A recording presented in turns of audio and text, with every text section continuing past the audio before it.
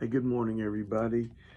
Listen, I want to tell you a little story, a Bible story. I want to tell you, but I'm just going to tell it to you instead of reading it. It's from Mark chapter 9, and it starts in verse 14. And I'm going to just basically tell you the story and then maybe pick out a couple of verses.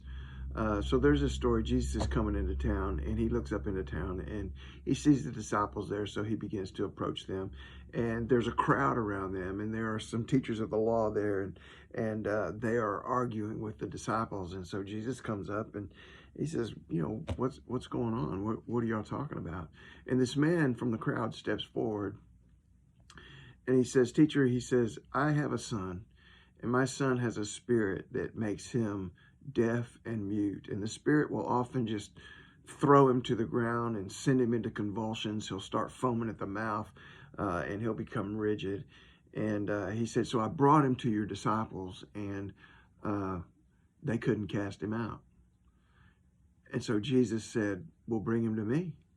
And so they brought him to him, and as soon as he saw Jesus, he fell down and convulsed and started foaming at the mouth. And, Jesus went through a couple things about how long has he been like this and that, this, that, or the other. And so finally he says, and the guy said, I know you can cast him out. Or Jesus says to him, he says, I can cast him out. If you can believe, I can cast out this demon. It's possible. And the guy says, well, I believe. And he goes, help my unbelief. And so then Jesus commands the deaf and dumb spirit to come out and to never enter him ever again. And he came out. So I want to do a couple things. One thing I want to stop and do right here. Can you imagine this little mom and dad and this son, and how since he was a child have this demonic possession that overcame him? And they have probably tried everything. There's no telling. And finally they get word of, maybe there's this guy that's traveling around, and maybe he can do it. I believe he probably can. He's healed other people. He's cast out other demons. He's healed leprosy.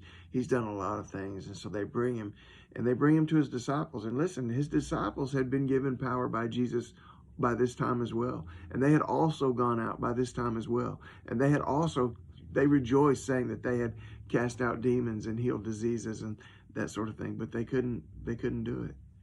They couldn't do it. And they were desperate, and they came to Jesus. And I don't know what your situation is.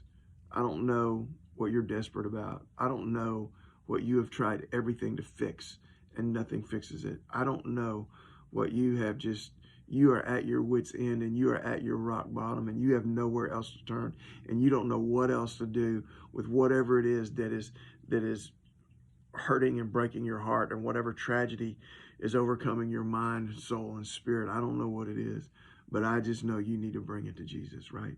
You need to bring them to Christ, because only Christ can make that thing right. When Jesus healed him, and so it was a little bit after, the disciples came to Jesus and they said, why couldn't we do it?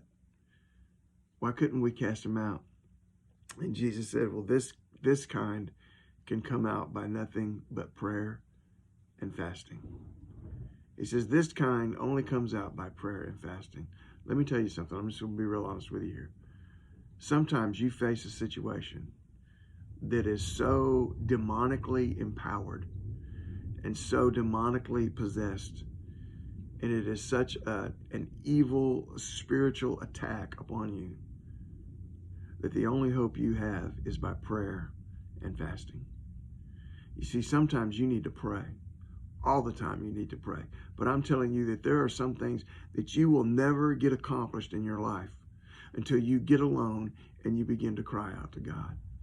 There are some things that you just telling Satan to get behind you, it ain't gonna work.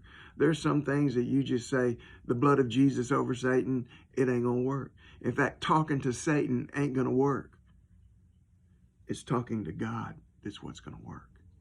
He said this kind can only come out by prayer and fasting. This kind can only come out when you make a complete commitment and you deny any other things that may be of benefit to you, and you make a complete commitment to being in the presence of God, to seeking God's face, and to seeking God's will, and to seeking God's power, and to seek him intervening in your life, and you're asking him to do that. This kind can only come out by prayer and fasting. I don't know what you're facing today. I don't know what you're going through. I don't know how long you've been battling it, but it just may be that it's only going to come out by prayer and fasting. Get out there in faith today.